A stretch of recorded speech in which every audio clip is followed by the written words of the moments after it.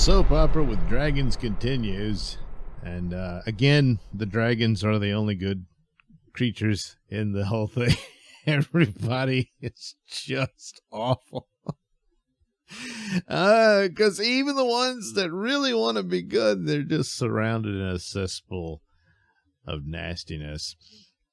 And there's an awful lot of sadness. You had the king and his brother, and there was that brief moment where Damon did try to reach out to his brother, and he's forever feeling that was the last moment way back then.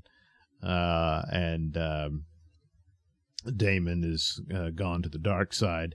And of course, with a name like Damon, poor bastard never had a shot. And speaking of bastards, well, the bastards, everybody knows, but let's pretend they're not. And it's like, well, look at them. All the other, Targaryen kids, they got a certain look. Oh, boy. So it's already spread to the younger generation. Even though they're little kids, they already know what the game is somewhat. And, of course, you can criticize them for it, but in a lot of ways, their lives depend on it. It's like, did Rhaenyra really want the throne? Well, whether she wanted it or not, she's the one in line for it, and that puts a target on her, and she knows it. And what's she gonna do? Well, you find out. And the clues were all there, as disturbing as they were. And the king, of course, is like, he tries to be a good guy, but it's like you go back to that moment he realized that his brother's banging his daughter, or tried to anyway. He thinks he did. He didn't back then anyway. He tried to, but he just couldn't quite make himself do it. He's like, oh, God, am I going to do this? I die. And he just left her there with her pants down at the whorehouse. Yeah. Well, but at least he stopped, at least back then. And he then got his balls kicked by his brother, But then it's like he says, look, just marry her to me. And his response, but you're already married. So you see the corruption.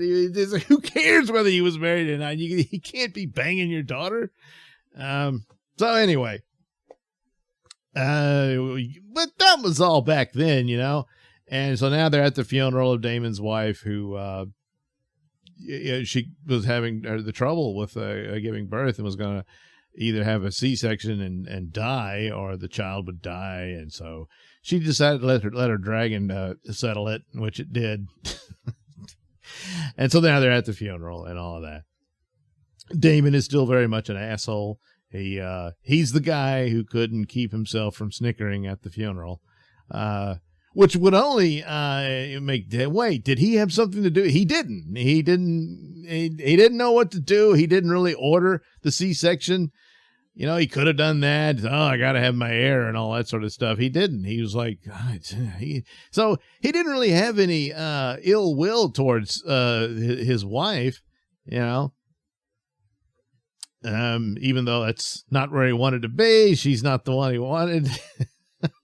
But. He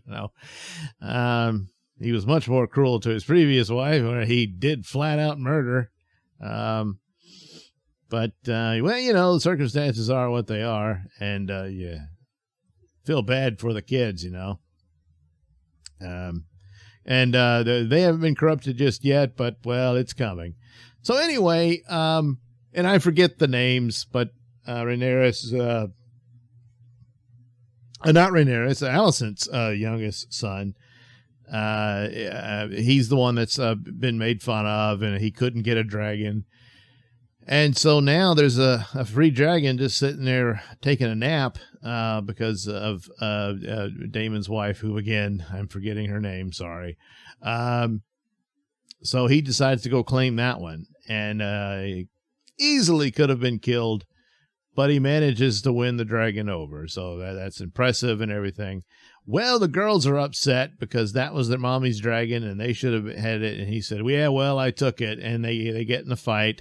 And one of the girls has taken a liking to Rhaenyra's son, one of them. I guess he's the oldest. And so a fight breaks out. His little brother gets in on it, and Allison's youngest, the Amon. There, see? There. He'll be easier to remember because he's going to have a distinctive mark after this. A knife enters the fray, and Amon loses his eye in the fight. So it's all nasty and disgusting. So the parents get involved, and so the two mommies are at war, And Allison just goes batshit over this, And that's the whole thing. She's been manipulated into this. She's in fear of her safety. It's broken her friendship with Rhaenyra, and and all of that. And it's all very sad because they were very close, perhaps a little too close. But that's not the case now. No. And so her children, of course, she's a mother now, so everything is her children. And then this happens to one of them. And so she's outraged. The king comes in and has got to settle up this crap, despite being obviously near death and how sicky and old he is now. And it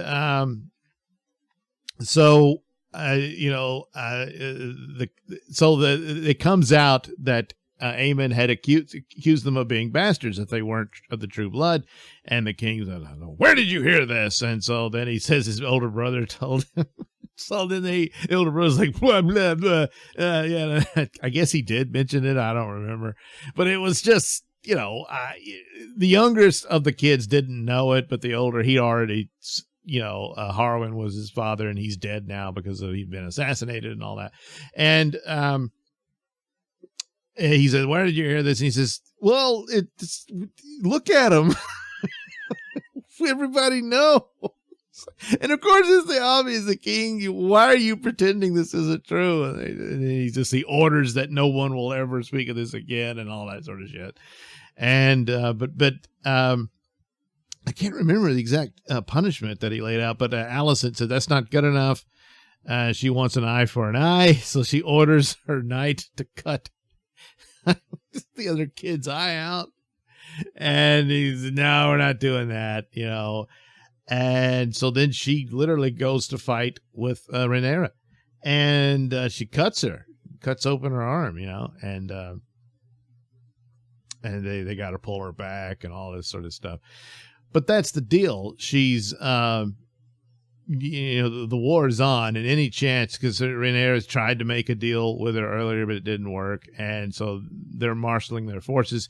She doesn't want to believe that Alicent had her lover killed and all that. And she didn't intend for that.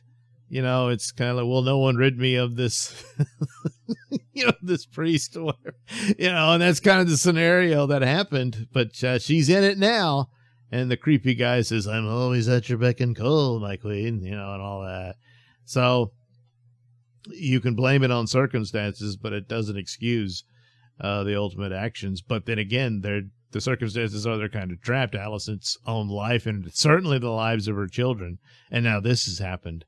And, so she's terrified, and she's terrified of her old friend. It just doesn't matter how much friendly they were. And despite all the creepiness of her father, everything he told her appears to be true. And so she's it's a done deal. The war's on, Meanwhile, what's Rhaenyra going to do? Well, she's decided to go have her happy ending with her true love, Daemon. So while Aemon was stealing the dragon, Rhaenyra and Daemon got it on. Yes, they pitched a tent and rolled in the hay. So, but don't worry, it's okay because they got married. But oh wait, Rhaenyra is still married to her gay husband. Now what are you going to do? The odd thing about it is he was saying, "Okay, I'm going to try to be a husband to you one more time." Because now he was all drunk and upset because his sister had died, and he really loved his sister, and he wasn't dealing well with it. And but the only way for her to get married to Daemon was her husband's got to be dead. So it's like, oh God, because then after he came to her and said, "Look, I'm going to try and I'm going to be a husband to you," and all this stuff. There's a genuine affection between the two. They had a deal and everything. So at the very least, they liked each other, but they were never going to be a couple because he's gay, and plus she's in love with her uncle. See, the scenario of her being a lesbian was much better than this, but well, it is what it is. So they form a plan. She doesn't want him dead, because she does care for the man. So Damon hatches a scheme. So he goes to Leonor's boyfriend and tells him the deal. It says, "Look, I'm going to pay you off. You two are going to run away together to the distant lands where they don't care about, who you're banging and all that sort of stuff. And you can live out your lives there, and they're not going to care who your names are and all that. You can get away from all this." And he's like, "Well, sounds like a good deal." So they stage a fight between the two. They have one of the servants witness this, and she runs to get help. Meanwhile, Damon murdered some other poor bastard to take the place of Leonor. So by the time they get to the hall, they find what appears to be Leonor's corpse in the fireplace, dead, and they're like, "Oh my God." And so now yet another funeral. But Leonor had shaved off his white dreadlocks, and he and his boyfriend hop in a boat and head to a ship with, I guess, their bag of gold. And that's that. Well, boy, is that a loose end, You think that's the end of it? Because they're still around, and what if that gold runs out, and they got that hanging over Rhaenyra and Damon's head? Damon, of course, would kill him in a heartbeat, but by then, Rhaenyra's probably, yeah, all right.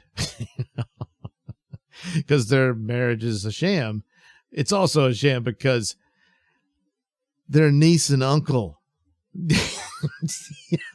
But, hey, it keeps the royal blood pure. Meanwhile, the Alicent's kids are talking about one of them is going to have to marry their sister. Yeah, that'll keep the blood pure, but their sister appears to be, I don't know, on the spectrum.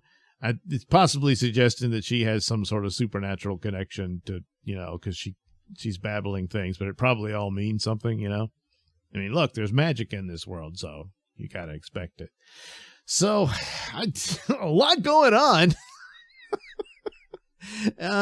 Great soap opera with dragons, and yes, once again, the dragons are the only ones that seem to be somewhat decent.